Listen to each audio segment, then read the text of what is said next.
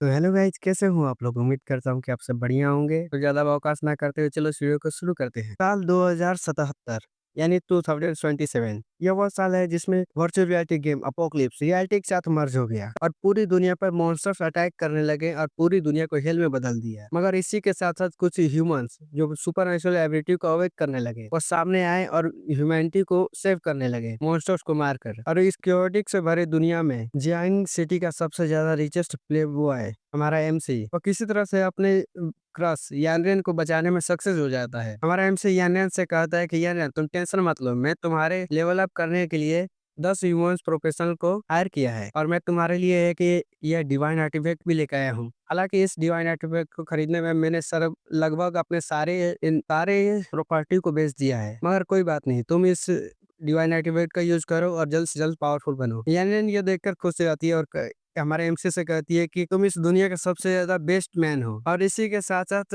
हमारा एमसी यानरेन को हर एक नई अपॉर्चुनिटी और डिवाइन आर्टिफैक्ट ला कर देता ही रहता है, जिसकी हेल्प से आज यानरेन इस ड्रैगन कंट्री की सबसे ज्यादा पावरफुल पावर हाउस बन चुकी है। और आज वह दिन है जहां हमारे एमसी और यानरेन की शादी होने वाली है। लोग आपस में बात करने लगते हैं कि ये दोनों कितने ज्यादा लकी हैं। इस केओस से भरी दुनिया में ये दोनों शादी करने जा रहे हैं। जरूर इनकी जोड़ी हेवेंस में बनी होगी। एक लड़की कहती है कि अगर मैं इस यंग मास्टर से पहले मिली होती तो आज यानरेन की जगह पर मैं होती, मैं भी उसकी जितनी पावरफुल ही होती। दूसरी लड़की भी उससे कहती है कि बस सपने देखती रहो, तुम यानरेन के आसपास भी नहीं हो। अब हमारा एमसी यानरेन से कहता है कि यानरेन क्या तुम मुझसे शादी करोगी? यानरेन एमसी के ओठों पर हाथ रख देती है और उसके गले मिलते हुए एक क्रीपी स्माइल देकर कहती है कि नहीं, और हम एमसी के सीने में हाथ डाल देती है, उसके सीने से उसका दिल निकाल लेती है। तो हमारा एमसी एकदम छटपटाते हुए कहता है कि मगर क्यों, ऐसा तुमने क्यों किया? यानरेन एमसी से कहती है कि क्या तुम्हें सच में लगा था कि तुम अपने पैसों से मेरी ट्रू फीलिंग्स को खरीद सकते हो? मैं तुम्हारे गिफ्ट और इक्विपमेंट को लेती थी, मगर इसका यह तो मतलब नहीं है कि मैं तुम्हारे सभी ट्रू फीलिंग्स को भी ले लूं। हाँ, मैं मानती हूँ कि मैं तुम्हारे पैसों से मेरी काफी ज्यादा हेल्प हुई है, मगर मैंने इस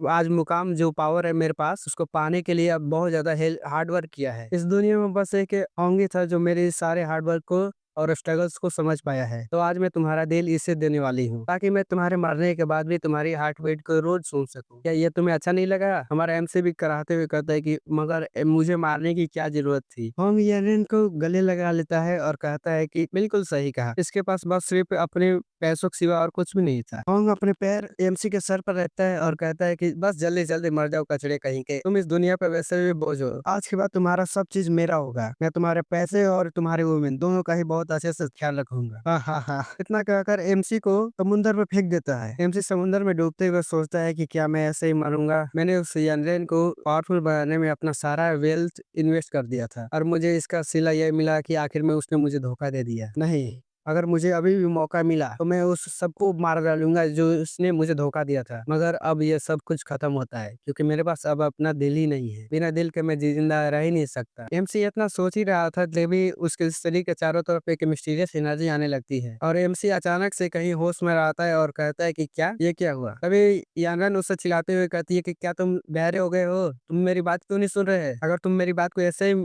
अनदेखा करने वाले हो तो मैं यहाँ से जा रही हूँ और दोबारा तुम्हारे पास कभी लौट कर नहीं आऊंगी। हमारा एमसी अभी भी कंफ्यूजन में होता है। वो सोचता है कि क्या यह एक इनकारनेशन है? मुझे अभी याद आया है, यह तो उस गेम के रियलिटी में मर्ज होने से 1 हफ्ते पहले की बात है और इस कार्ड में 2 लाख युआन पहले से ही पड़े हुए हैं, तभी ये मुझसे और पैसे मांग रही है। तो इसका तो यही मतलब है कि मैं वापिस से रिवर्स हो चुका हूँ उस गेम से 1 हफ्ता पहले। याना एमसी से मुंह बनाते हुए कहती है कि तुम्हें पता है मुझे मेरे सारे क्लासमेट बस एक गोल्ड डिगर गई नजरों से देखते हैं क्योंकि मैं तुमसे बार बार पैसे मांगने आती हूँ, मगर उनको क्या पता कि तुम मुझसे कितना प्यार करते हो। तुम इसलिए मुझे पैसे देते हो कि तुम मुझसे प्यार करते हो, है ना? हमारा एमसी पीछे मुड़ता है और यानर के सामने जाकर सीधा उसकी आंखों में आंखें डाल के खड़े हो जाता है। यानर भी कहती है कि क्या तुम अब से रिग्रेट करने लगे अपनी बात को? हमारा एमसी कहता है कि क्या मेरी भलाई के लिए? तो इससे तो अच्छा यही होगा कि मैं जल्दी से जल्दी हेल में चला जाऊं, मुझे तुम्हारी अच्छाई की कोई जरूरत नहीं है। यानर ये सुनकर एकदम पूरी तरह से शॉक हो जाती है, उसकी चारों तरफ फट गई है। हमारा एमसी पीछे मुड़ जाता है और कहता है कि ये अच्छा हुआ कि आज के बाद तुम मुझसे वापस से कोई चीज ना मांगो। यानर भी चिल्लाते हुए कहती है कि तुम अच्छा ठीक है, यह सब तुम्हारे छोटे-छोटे ट्रिक्स में वापस से नहीं फँसने वाली। चलो ठीक है, इस समय के लिए मैं तुम्हारे ये कार्ड ही ले लेती हूँ। एमसी चिल्लाते हुए कहता है कि गेट लॉस्ट, अभी के अभी यहाँ से भाग जाओ और तुम्हारा चेहरा वापस मेरे सामने कभी लेकर ना आना। यानयान गुस्से में कहती है कि ये जियाओ, क्या तुम पागल हो गए हो? तुम मुझसे इस तरह से बात कैसे कर सकते हो? तुम इसे ज़रूर से ज़रूर रिग्रेट करोगे। तभी एमसी यानयान का पैर पकड़ लेता है और कहता है कि हाँ, मुझे अभी याद आया। तुमने ये जो शूज़ पहने हुए हैं वो भी मेरे गिफ्ट किए हुए हैं, है ना? तो जाने से पहले इन्हें मुझे वापस देकर जाओ। इतना कहकर यानन के शूज़ को वापस निकाल लेता है। यानन भी शॉक होकर कहती है कि तुम कुछ ज़्यादा ही आगे बढ़ रहे हो। इस बार तो तुमने हद ही कर दी। ये जियाओ, क्या तुम्हें सच में लगता है कि तुम पैसों से कुछ भी खरीद सकते हो? तुम्हारे पास अगर कुछ पैसे आ गए तो तुम कुछ ज़्यादा महान बन गए। हमारा एमसी उसके शूज़ को एकदम डस्टबिन में फेंक देता है। ये देखकर यानन कहती है कि क्या तुम कुछ ज़्यादा ही आगे बढ़ गए हो? आज की बात मैं हमेशा याद रखूँगी। और तुम इस बात को ज़रूर से ज़रूर रिग्रेट करोगे कि तुमने मेरे साथ ऐसा क्यों किया। हमारा एमसी यह सुनकर कहता है कि ये तो मेरे लिए एक ब्लेसिंग होगी और मैं भगवान से भी एक ब्लेसिंग मांग लूंगा कि तुम मुझे वापस से अपना चेहरा कभी न दिखाओ। मेरे पास और भी बहुत सारे इंपॉर्टेंट काम पड़े हुए हैं जो मुझे अभी करना है, तो यहाँ से जल्द चल जाओ। इतना कहकर एमसी सोचने लगता है कि अब इस गेम को रियलिटी में आने में बस एक हफ्ते पहले बचे हुए हैं और हाँ, इस गेम का बस बेटा वर्जन ही एक हफ्ते बाद आने वाला है। उसका मेन गेम उसके 3 दिन बाद आने वाला है, तो मुझे जल्द से जल्द अपने फंड्स को इकट्ठा करना पड़ेगा। इतना सोचकर एमसी किसी को फोन कर देता है। फोन दूसरी साइड यानलिन नाम की लड़की उठाती है और कहती है कि ओहो, आज ये लेजेंडरी रोमांटिक यंग मास्टर मुझे कैसे भी याद करने लगे। एमसी उससे कहता है कि इस सब बातों को छोड़ो, तुम्हें मेरे शेयर से चाहिए थे ना? यानलिन ने कहती है कि हाँ, क्या तुमने अपना माइंड बदल दिया? एमसी भी कहता है कि हाँ, 20 बिलियन, बस 20 बिलियन मेरे सारे शेयर्स तुम्हारे हो जाएंगे। 5 दिनों के अंदर ये सारे पेपर वर्क को कंप्लीट करो और मुझे मेरे अकाउंट में 20 बिलियन ट्रांसफर कर दो। येलन ये सुनकर एकदम शौक हो जाती है। वो कहती है क्या सच में तुम अपने सारे शेयर्स मुझे बेचने वाले हो? मैं तो तुमसे पहले ही कह रहे थे कि ये सब बिजनेस तुम्हारे बस की बात नहीं है, तो अपने शेयर्स मुझे बहुत पहले ही दे सकते थे। एमसी भी उससे कहता है कि बस सारे बातों को छोड़ो, मैं तुम्हारे पर भरोसा करता हूँ। मैं इतना तो तुमसे उम्मीद रख ही सकता हूँ कि बस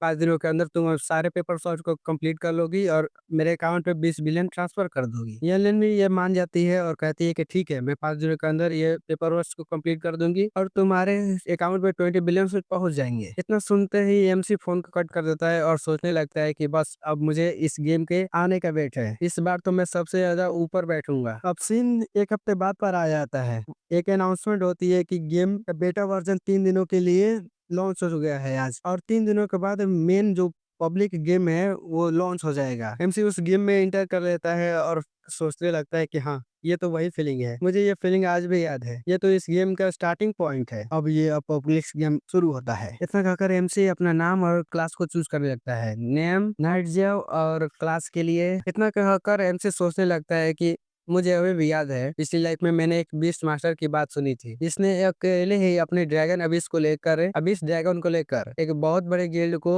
डिस्ट्रॉय कर दिया था। तो इस लाइफ में मैं एक जरूर से जरूर एक बीस्ट मास्टर जरूर बनूंगा, क्योंकि इस लाइफ में मेरे पास ना ही पैसे और इक्विपमेंट, किसी चीज की भी कमी नहीं है। इतना कहकर एमसी बीस्ट मास्टर को चूज कर लेता है। एक सिस्टम नोटिफिकेशन आती है कि कांग्रेचुलेशन प्लेयर, आपने एक बीस्ट मास्टर बन चुके हो। एमसी हंसने लगता है और कहता है कि अब इस गेम का सबसे इम्पोर्टेंट पार्ट आ गया है, जो है टॉप अप करना। इसी के साथ एमसी डायरेक्ट 20 बिलियन का टॉप अप कर लेता है। सिस्टम में एक नोटिफिकेशन आती है, कांग्रेचुलेशन प्लेयर, आपने इस गेम में 20 बिलियन का टॉप अप कर लिया है। एमसी सोचता है कि यह 20 मिलियन कुछ ज्यादा ही हो जाएगा, मगर आने वाले कुछ दिनों के बाद इस गेम में इस करेंसी की वैल्यू 10 गुना से भी ज्यादा बढ़ जाएगी। भाई मैं तो अभी भी सोच रहा हूँ कि 20 बिलियन इतना अगर मेरे पास होता तो मैं इस गेम का ही नहीं, पूरी दुनिया का ही आपसे टॉप में पड़ा होता है। चलो back to the video. System की तरफ से एक नोटिफिकेशन आती है कि कांग्रेचुलेशन प्लेयर, आप वो पहले प्लेयर बन चुके हैं और जिसने इस गेम में बिलियन के ऊपर टॉप अप किया है। इसके लिए हम आपको एक यूनिक हिडन क्लास देने वाले हैं। सिस्टम की बात सुनकर एमसी भी कहता है क्या?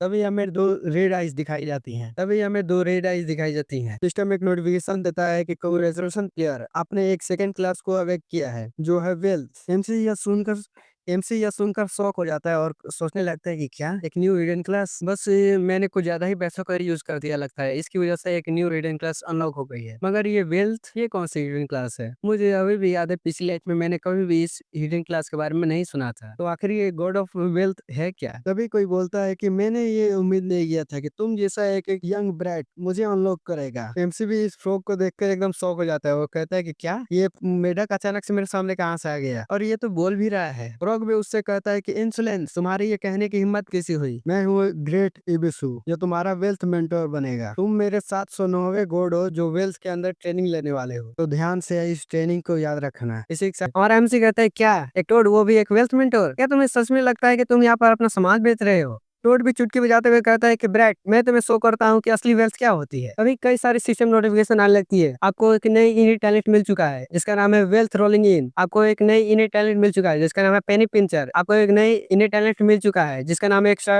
Ordinary luck. आपको एक नई इनी टैलेंट मिल चुका है जिसका नाम है अनमैच्ड चार्म। आपको एक नई इनी टैलेंट मिल चुका है जिसका नाम है power of the wealth God. इतने सारे इनी टैलेंट्स को देखकर हमारा एनसी भी जोर से चिल्लाता है, क्या ये क्या है? इतने सारे टैलेंट्स, इसमें कोई हैरानी की बात नहीं है कि यह एक हिडन क्लास है। इतने सारे टैलेंट्स, मगर इनमें से कोई भी ऑफेंसिव टैलेंट्स क्यों नहीं है? और भी कहता है तुम बच्चे अभी तक इस बात को समझ नहीं पाए, इनमें से एक भी क्लास तुम्हें लाइफ टाइम के लिए इमेंस रीच बना सकता है। यह सुनकर तो एमसी भी सभी टैलेंट्स को चेक करने लगता है। पहले वो वेल्थ रोलिंग इन टैलेंट को चेक करता है। इस टैलेंट के बदौलत उसके अकाउंट में जो 2.2 बिलियन गोल्ड कॉइन पड़े हुए हैं, उसकी वजह से उसे रोज ही ना 22 मिलियन से एक्स्ट्रा गोल्ड कॉइन्स मिला करेंगे। मेरे में कहता है अरे इस क्लास को तो देखो, power of the wealth God के बदौलत तुम्हारे रोज 22 फ्री एट्रीब्यूट पॉइंट्स मिला करेंगे। क्या तुम्हें अब रियलाइज हुआ इसका क्या मतलब है? यह सुनकर तो एमसी भी शॉक हो जाता है और कहता है कि क्या ये क्लास तो कुछ ज्यादा ही ओवर पावर्ड है। मेरे पिछली लाइफ में मैंने अपना सारा पैसा उस विन यान पर खत्म कर दिया था, लेकिन इस लाइफ में मैं एक वेल्थ गॉड के तौर पर सभी पूरे दुनिया को दिखाऊंगा कि पावर की मनी की पावर क्या होती है। मेढक भी चिल्लाते हुए कहता है कि ब्रैट, मुझे अभी कभी नीचे उतारो। अब एमसी डायरेक्ट न्यूबी विलेज पर टेलीपोर्ट हो जाता है। आसपास देखने के बाद एमसी कहता है कि देखने पर तो ऐसा लगता है कि ये सर्वर अभी ओपन हुआ है, इसकी वजह से यहाँ पर कई सारे लोग नहीं है। ये तो एक परफेक्ट टाइम है ग्रो अप करने का। हालांकि एक बीस्ट टेमर के तौर पर मेरे लिए ये डजन्स ऑफ टाइम ज्यादा हार्डर होगा बाकी अदर क्लासेस के तौर पर। मुझे जल्द से जल्द पावरफुल बनने के लिए एक नई स्ट्रेटेजी को सोचना पड़ेगा। टोड भी इस क्लास को देखकर शॉक हो जाता है और कहता है कि क्या बीस्ट टेमर, इस क्लास को तो चूज कर तुमने बहुत बड़ी गलती की है। स्टार्टिंग में इस क्लास को चुनने के बाद तुम्हारे पास ना ही कोई वेपन होता है और ना ही एक पावरफुल बीस्ट। एमसी भी इसे सुनकर कहता है कि तुम बस इसको समझे नहीं, बीस्ट टेमर के पास सबसे ज्यादा हाईएस्ट पोटेंशियल होता है बहुत पावरफुल बनने का। तभी उसके पीछे अचानक से कई सारे 5 लेवल के इलाइट गोब्लिन मॉन्स्टर्स उस पर अटैक करने लगते हैं। इतने सारे गोब्लिन वॉरियर्स को देखकर तो एमसी भी शॉक हो जाता है और कहता है कि क्रैप, एक लेवल 5 का इलाइट वॉरियर्स, मैं कितना अनलकी हो सकता हूँ? क्या मैं इनसे लड़ूं और यहाँ से भागूं? एमसी इतना सोचता ही है, तभी वो देखता है कि मेढक वहां से भागने लगता है। एमसी चिल्लाते हुए कहता है कि ये मेढक तो कुछ ज्यादा ही तेज दौड़ता है। मेढक भी कहता है कि क्या तुम्हें सच में लगता है तुम बिना वेपन्स के उन 5 लेवल के इलाइट वॉरियर से लड़ सके हो? जल्द से जल्द यहाँ से भागो। अब दोनों भागते हुए चिल्लाने लगते हैं कि भगवान मुझे कोई तो बचा लो यार। इसी तरह से वो दोनों बचते बचाते एक मेन विलेज तक पहुंच जाते हैं, मेन सिटी तक पहुंच जाते हैं। और दोनों सांस लेते हुए कहते हैं कि हाँ, मुझे तो लगा था मैं अभी मरने वाला हूँ। स्टार्टिंग पर ही मुझे ऐसा लगा था कि मैं अभी जल्द से जल्द मरने वाला हूँ। मेढक भी कहता है कि मैंने इस तरह का ह्यूमिलिएशन कभी सफर नहीं किया था। लोग इन को नोटिस करके आपस में बात करने लगते हैं कि क्या एक सच में किसी ने एक बीस्ट टेमर को चूज किया है? मुझे तो अभी भी यकीन नहीं हो रहा है इसने एक बीस्ट टेमर को चूज किया था, और इसका क्लास भी है और इसके पास तो एक बीस्ट भी है जो कि है टोड। टोड भी सुनकर गुस्सा हो जाता है और कहता है कि क्या टोड, तुम्हारी हिम्मत कैसे मुझे एक टोड बोलने की? तुम होगा टोड, तुम्हारा परिवार होगा टोड। और इतने लोगों को अपने नोटिस करते हुए देख एमसी वहां से जाने लगता है और सोचने लगता है कि जल्द से जल्द मुझे यहाँ से निकलना पड़ेगा। मेढक भी उससे कहता है कि इस सिटी में कई सारे बीस्ट तुम्हें मिल जाएंगे, तो जल्द से जाकर वहां से खरीद लो ब्राइट। एमसी भी लाइक मुझे in normal ordinary beast pets में कोई भी इंटरेस्ट नहीं है। मेढक भी लाइक क्या कहना क्या चाहते हो यार तुम? एमसी कहता है बस मुझे फॉलो करते रहो, मैं एक हिडन डंजन को जानता हूँ जहाँ पर एक गॉड लेवल का बीस्ट एग है, वो भी एक ड्रैगन लेयर के अंदर। अब वो दोनों चलते चलते सुप्रीम हॉल के पास पहुंच जाते हैं। मेढक भी चौंकते हुए कहता है कि क्या तुम पागल हो गए? तुम अभी लेवल 1 पर हो तो तुम यहाँ पर क्यों आए हो? यहाँ तो के यहाँ गार्ड भी लेवल 6 के प्लेयर्स हैं। एमसी भी कहता है कितना बकवास करता है यार, बस चुपचाप मेरे साथ चलते रहो। वो दोनों अंदर जा ही रहते तभी एक आवाज आती है, रुक जाओ यंग मैन, यह पैलेस तुम्हारे लिए नहीं है। जब तुम और पावरफुल बन जाओ तब यहाँ पर लौट कर आना। सिर्फ सिटी लॉर्ड के रिकमेंडेशन लेटर के मिलने के बाद ही यह सुप्रीम हॉल का दरवाजा तुम्हारे लिए खुलेगा। यह एक ग्रैंड आर्कमेज होता है जो भी लेवल 80 का होता है। एमसी इस आर्कमेज को देखकर कहता है कि इसमें कोई भी सोचने वाली बात नहीं है कि यह एक ग्रैंड पैलेस है। यहाँ तक कि यहाँ के गार्ड भी लेवल 80 के आर्कमेज है। एमसी कहता है कि हॉनरेबल आर्कमेज, मेरे पास कोई भी रिकमेंडेशन लेटर नहीं पड़ी है। आर्कमेज भी लाइक तो जाना यहाँ से यार, ये सुप्रीम हॉल इस एम्पायर का प्राइड है। ये कोई ऐसी जगह नहीं है जहाँ पे तुम ऐसे ही आ सके हो। एमसी भी कहता है मगर मेरे पास भी एक खबर है, मैंने कहीं सुना है कि आपने कुछ अपने सामानों को लॉस्ट कर दिया है। यह बात सुनकर तो आर्कमिज भी सोचने लगता है, कहता है क्या उस सामान, क्या तुम मुझे बेवकूफ बनाने की कोशिश कर रहे हो। एमसी भी कहता है कि आर्कमिज जरा वहाँ तो देखो। एमसी वहाँ पर कुछ गोल्ड कॉइन्स को फेंक देता है और कहता है कि वो तो गोल्ड कॉइन्स है ना। आर्कमिज जरा वहाँ पे देखो, तुम्हारे पीछे भी कुछ गोल्ड कॉइन्स पड़े हुए हैं। आर्कमिज भी इतने सारे गोल्ड कॉइन्स को देखकर खुशी से उसकी आंखें चकमकाने लगती है और जोर से चिल्लाता है कि ओ माय, इतने सारे गोल्ड कॉइन्स सर, आपके लिए तो वीआईपी रूम मैंने अरेंज किया है। आप इस सुप्रीम मॉल के ऑफिसर पर जाइए, आपके लिए एक VIP room the war gold pavilion में अवेलेबल है। एमसी भी लाइक मास्टर, मुझे आपका वो पहले वाला यूरोपी ज्यादा पसंद था, क्या आप उसमें वापस आ सकते हैं। आर्कमिज भी लाइक यंग मैन जल्दी जल्दी ऊपर जाओ। एमसी कहता है कि ये हुई ना कोई सीधी बात।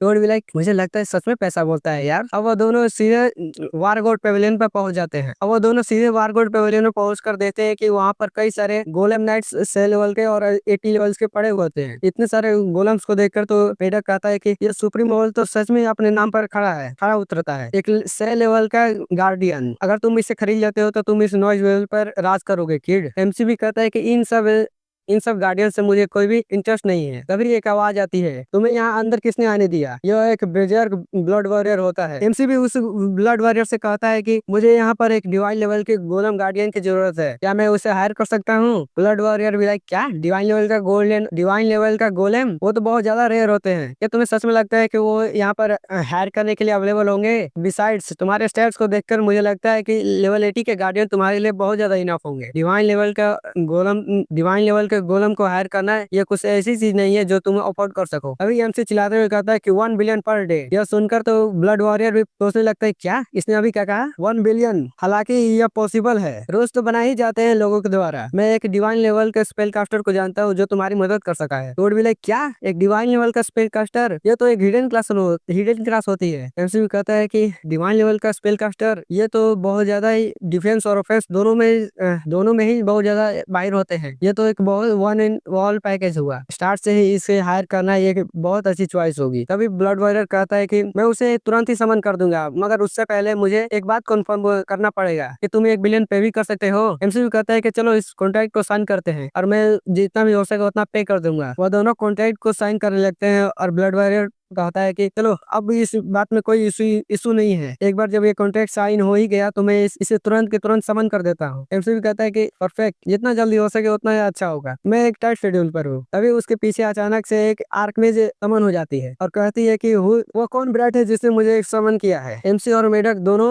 शॉक हो जाते हैं, क्या ये तो कुछ ज्यादा ही जल्दी था। आर्कमेज भी कहती है कि क्या, अरे ये तो एक हैंडसम यंग मैन है, मैं हूँ डोलोरेस, एक डिवाइन लेवल की स्पेल कास्टर। कॉन्ट्रैक्ट के अनुसार मैं अगले 24 घंटों के लिए तुम्हारी हर एक बात को मानूंगी। एमसी भी लाइक इसका लेवल तो कुछ ज्यादा ही आया है यार, मैं तो इसके सारी डिटेल्स भी नहीं देख सकता। अभी वो अचानक से एमसी का चेहरा पकड़कर उसके करीब आ जाती है और कहती है कि अब मुझे बताओ तुम्हें किस चीज को हैंडल करने में मेरी जरूरत है। क्या तुम्हें। एमसी भी इसे अपने इतना करीब देखकर एकदम शर्माते हुए कहता है कि nice to meet you senior. Well मैंने आपको इसलिए हायर किया था क्योंकि ये मेरे लिए कुछ ज्यादा ही डिफिकल्ट था। वो भी हंसते हुए कहती है कि क्या डिफिकल्ट, क्या तुम्हें एक हार्ड डंजन को क्लियर करना है या एक गोब्लिन किंग या उसके पूरे परिवार को खत्म करना है। यह सब तो मेरे लिए अपने बस एक हाथ को हिलाने जितना आसान है। एमसी भी लाइक चलो यार तब चलते हैं, जल्दी से जल्दी इसको पूरा करते हैं। आर्कमेज भी कहती है चलो जल्दी से जल्दी चलते हैं और रास्ता दिखाओ मुझे।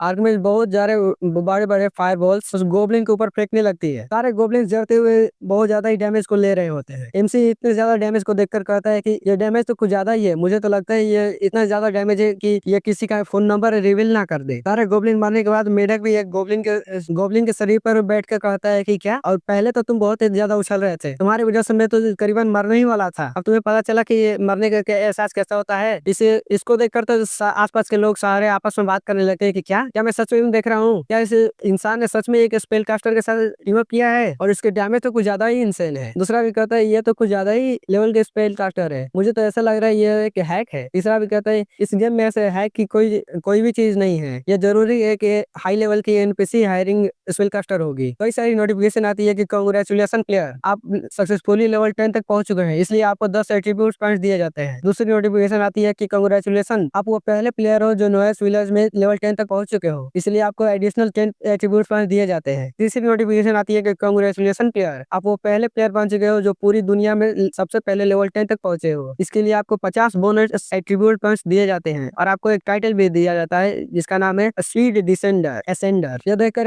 मेढक भी कहता है कि बच्चे तुम तो अभी से ही लेवल 10 तक पहुंच चुके हो, अब ये प्लेयर तो तुम्हारे सामने कुछ भी नहीं है जो कि लेवल 5 तक के गोब्लिन को भी नहीं हरा सकते। एक वर्ल्ड अनाउंसमेंट होती है कि वर्ल्ड अनाउंसमेंट प्लेयर नाइट सोरो जो सक्सेसफुली लेवल 10 तक पहुंच चुके हैं, इसलिए लेवल लीडर बोर्ड को खोला जाता है। लोग इस अनाउंसमेंट को सुनकर शॉक हो जाते हैं और कहते हैं क्या अभी तो ये पूरा दिन भी नहीं हुआ और ये नाइट सोरो कौन है जो एक दिन में ही लेवल 10 तक पहुंच गया, लगता है ये बंदा कुछ ज्यादा ही ओवर पावर्ड है। एक बंदा तो ये भी कहता है कि अगर ये मुझे मिल गया तो मैं तो इसके कदमों में पड़ जाऊंगा ताकि ये मुझे अपने साथ लेकर लेवल अप करा सके। एक बंदा तो ये भी कहता है कि क्या ये गेम के जीएम हो सकते हैं जो एक टेस्ट को रन कर रहे होंगे। कोई कहता है कि जितना भी एमसी कहता है कि जितना भी डाउट करना है कर लो, एक बार ये गेम रियलिटी के साथ मर्ज हो जाए तो तुम सबको पता चलेगा कि मैं एक ट्रू गॉड हूँ। इतना कहते हुए एमसी और उसकी पूरी टीम चलते चलते उसके मेन डेस्टिनेशन तक पहुंच जाती है। एमसी सोचता है कि आज मैंने लेवल अप करने के बावजूद 180 पॉइंट को अर्न किया है, वो भी एक बिलियन को स्पेंड कर। अब ये समय है कि हम अपने सही डेस्टिनेशन तक पहुंचे। और चलते चलते अपने सही डेस्टिनेशन तक पहुंच जाते हैं। मेरक भी कहता है कि क्या ये वही प्लेस है जहाँ तुमने हिडन डंजन के बारे में मेंशन किया था। एमसी भी लाइक हाँ ये तो वही जगह है जो है ड्रैगन लेयर आया मैं। वीडियो के स्टार्टिंग में हम देखते हैं एक लेवल 3 का स्टेल्थ वॉकर अकेले ही कई सारे मॉन्स्टर को हंट करके कहता है कि कल मैं जब से इस गेम में आया तब से लाइट मॉन्स्टर को हंट किए ही जा रहा हूँ, तब भी मैं सिर्फ लेवल 10 तक ही पहुंचा। और ये कौन है, लगता है कोई मुझसे पहले ही लेवल 10 तक पहुंच चुका है। और ये नाम ये जियाओ, ये नाम भी पहले कभी सुना हुआ नहीं है। ऐसा लगता है कि इस गेम में एक स्ट्रॉन्ग राइवल आ चुका है। अब सीन शिफ्ट होकर हमें नॉइस विलेज के डीप विस्टरिंग वैली को दिखाया जाता है। हमारी एमसी की पूरी टीम वहाँ पर पहुंच चुकी है। मेडक भी कहता है कि अच्छा तो ये वही जगह है जिसके बारे में तुम बात कर रहे थे, ये जगह तो काफी ज्यादा खूबसूरत है यार। एमसी जाकर एक पत्थर पर अपना हाथ रखता है तो वो पत्थर एक ड्रैगन सिंबल के साथ ग्लो करने लगता है। अचानक से उनके सामने एक नई एरिया डिस्कवर होती है। एक नोटिफिकेशन आती है कि डिंग आप हिडन एरिया ड्रैगन लेयर में एंटर कर चुके हो। यह एरिया बहुत ही ज्यादा एक्सट्रीमली डेंजरस है तो जल्द से जल्द यहाँ से लीव कर जाओ। इस ड्रैगन लेयर को देखकर वो सब चौंक जाते हैं, कहते हैं कि क्या आखिर ये पॉसिबल भी कैसे है, इतना ज्यादा ओवरवेलमिंग ऑरा, क्या ये हो सकता है कि इसके अंदर एक ड्रैगन हो। मेरे भी कहते हैं क्या तो यहाँ पे सच में एक हिडन डंजन है, बच्चे आगे तुमने इसे ढूंढा कैसे। सिस्टर ताओ भी कहती है कि अरे यार लगता है मैं इसे संभाल नहीं पाऊंगी, अगर ये एक ड्रैगन हुआ तो मैं कॉन्फिडेंट नहीं हूँ कि मैं इसे अकेले संभाल लूंगी। एमसी भी लाइक अरे यार क्या मैं तुम्हें इतना बेवकूफ रखता हूँ, मैं इस ड्रैगन से लड़ने की प्लानिंग नहीं कर रहा, हम तो बस जाके एक नजर डालने वाले हैं अंदर चल क्या रहा है। सालों पहले एक 100 लेवल का बर्जर एक्सीडेंटली एक हिडन क्वेस्ट को ट्रिगर करके इस ड्रैगन लेयर को एक्सप्लोर करता है। वो डिस्कवर करता है कि एक हिडन डंजन इस नॉइस विलेज के आसपास है, मगर उस समय उसकी बात पर किसी ने भरोसा नहीं किया। सबको यही लगा कि एक हाई लेवल का डंजन इस नॉइस विलेज के पास होना तो इम्पॉसिबल है। अब उसके पास और कोई चारा ना बचने पर वो अकेले ही इस डंजन में चला गया, मगर वो वापस लौटकर कभी नहीं आया। लॉर्ड भी लाइक तो आखिर तुम्हें पता कैसे है ये। एमसी भी लाइक आखिर पता कैसे नहीं होगा, मैंने इस बैटल फुटेज को बहुत ही ज्यादा हाई प्राइस में जो खरीदा था। और हाँ मैंने एक बात और नोटिस की थी, इस डंजन के अंदर तो एक रेयर ड्रैगन एग भी है। अब ड्रैगन एग की बात सुनकर तो सिस्टर था और टोड दोनों ही चौंक जाते हैं, चिल्लाते हुए कहते हैं कि क्या एक ड्रैगन एग। अब मुझसे ये मत करना कि तुम उस ड्रैगन एग को चुराने की प्लानिंग कर रहे हो। एक ड्रैगन एग को चुराना उससे भी ज्यादा हार्ड होता है जितना एक ड्रैगन को स्ले करना। क्या तुम मुझसे मजाक कर रहे हो। एमसी भी कहता है सिस्टर ताओ आप तो एक गॉड टाइप के शौक हो ना, इतने भी मॉडेस्ट में मत हो। देखो ये तो बस एक ड्रैगन है, आप जैसे एक गॉड टाइप का सोर्सरर इसे बस सेकंड्सों में टेक डाउन कर सकता है। हम देखते हैं वो ड्रैगन बहुत ही ज्यादा बड़ा होता है और वो रेडियंट ड्रैगन टियर 5 का होता है जिसकी स्किल होली जजमेंट होती है। वो आराम से सोने के पहाड़ पर सोया हुआ होता है। टियर 5 का रेडियंट ड्रैगन देखकर तो सिस्टर ताऊ एकदम चौंकते हुए कहती है कि क्या एक टियर 5 का ड्रैगन। मेडक भी कहता है कि तुम लोग आगे जाओ यार, मैं इस केव के बाहर तुम लोग का वेट करता हूँ। सिस्टर ताऊ भी सोचती है कि एक टियर 5 का ड्रैगन, अच्छा हुआ मैंने एक टेलीपोर्टेशन स्कूल को खरीद दिया था। एमसी कहता है कि सिस्टर ताऊ आपको क्या लगता है हम इसे मैनेज कर लेंगे। यह सुनकर तो सिस्टर ताऊ एकदम बिनबिनाते हुए कहती है कि क्या मैनेज कर लेंगे, अरे एक टियर 3 का ड्रैगन अकेले ही एक पूरे इंटायर गिल्ड को डिस्ट्रॉय करने के लिए काफी होता है। और ये रेडियंट ड्रैगन ये तो one of the top tier dragon में से एक है, हमारे पास 1% से भी कम का चांस है। एमसी ब्लैक ये तो उससे भी ज्यादा टेरिफाइंग लग रहा है यार, लगता है वो ड्रैगन बहुत ही ज्यादा वैल्यूएबल होगा, मुझे कैसे भी करके उससे लेना ही होगा। सिस्टर ताओ भी एमसी की बात समझ जाती है और वहाँ से जाते हुए कहती है कि नॉट अ चांस, मैं तो यहाँ से बाहर हूँ। सिस्टर ताओ की ऐसे हरकत देखकर तो एमसी भी कहता है कि सिस्टर ताओ मैं आपको डबल कॉम्पिटिशन करूंगा यार। सिस्टर ताओ कहती है कि डबल कॉम्पिटिशन, इसमें पेमेंट की कोई इशू ही नहीं है यार, बस ये बात है कि हम इसे हरा ही नहीं सकते। एमसी कहता है कि हम इसे लड़ने नहीं वाले यार, बस आप कुछ टाइम को बाय कर लो। सिस्टर था मुंह बनाते हुए कहते कि टाइम को बाय कर लो। अरे ऐसा कोई चांस नहीं है जो इस टीयर 5 के रेडिएंट एंगल सामने खड़ा हो सके। अब एमसी कहता है triple triple compensation. Triple compensation के बात सुनकर तो सिस्टर था भी एकदम जोश में आते हुए कहती है कि क्या ट्रिपल कॉम्पनसेशन, डैम इट, अगर आप मुझे अपनी लाइफ को भी रिस्क में लगाना पड़ा तब भी मैं ये करूंगी। सिस्टर था कई सारे ब्लेसिंग्स एमसी को देती है, जिसकी मदद से एमसी का लाइफ एट्रीब्यूट्स, उसका स्ट्रेंथ और उसकी एजिलिटी डबल हो जाती है। एमसी भी सोचने लगता है क्या क्या पावर है, ये तो सच में रिमार्केबल है। ऐसे ही नहीं, इस बफ एट्रीब्यूट्स को इस सर्वाइवल की दुनिया में एक की तरफ पे देखा जाता है। सिस्टर था उस ड्रैगन से लड़ते जाते हुए चिल्लाते हुए कहती है कि बस 3 मिनट, इस सब एट्रीब्यूट्स के बफ बस 3 मिनट ही चलेगा, बाकी सब मैं तुम पर छोड़ती हूँ। बीस्ट, नॉर्मली तो मैं तुमसे डरती है, मगर इन 3 मिनट्स के लिए तुम भी मेरे सामने झुकोगे। इतना कहकर सिस्टर था आइस एरो का अटैक कर देती है, मगर वो आइस एरो ड्रैगन से टकराते उस डिस्ट्रॉय हो जाता है। उस ड्रैगन का स्केल इतना ही ज्यादा हार्ड होता है कि उस आइस एरो को उस पर कोई भी असर नहीं होता। और यहाँ हमारा एमसी उस ड्रैगन के पीछे छुपते छुपाते उस ड्रैगन एक तक पहुंच जाता है। एमसी कहता है कि शांत शांत, इसे हमें नोटिस मत करने देना, अगर इसने हमें नोटिस कर लिया तो हम लोग डेड मीट बन जाएंगे। अब 1.5 मिनट बीतने के बाद सिस्टर ताप सोचती है कि अरे यार 1.5 मिनट और भी बचे हैं, ये ड्रैगन तो अब मुझ पे भारी पड़ रहा है, मुझे कैसे भी करके 1.5 मिनट और इसे संभालना ही पड़ेगा। उस ड्रैगन एक को उठाते हुए एमसी कहता है कि ये ड्रैगन तो उससे भी बहुत ज्यादा भारी है जितना मैंने सोचा था, टोड जरा मेरी हेल्प तो करो यार। टोड भी लाइक मैंने इस तरह का सैडी काम आज से पहले कभी नहीं किया। अचानक उस टोड से एक मेटल हेलमेट टकराता है और आवाज हो जाती है। वो आवाज सुनकर तो ड्रैगन भी उन्हें नोटिस कर लेता है और उनकी तरफ देखने लगता है। ड्रैगन एक जोरदार रोर करता है और एमसी और टोड वहां से दौड़कर भागने लगते हैं। एमसी चिल्लाते हुए कहता है कि यू जस्ट टोड। टोड भी लाइक आखिर तेरी इस समय मेरी इंसल्ट करने की हिम्मत कैसे हुई, बकवास करना बंद करो और जल्दी जल्दी यहाँ से भागो। भागते हुए एमसी चिल्लाते हुए कहता है कि सिस्टर ताओ हमें बचाओ।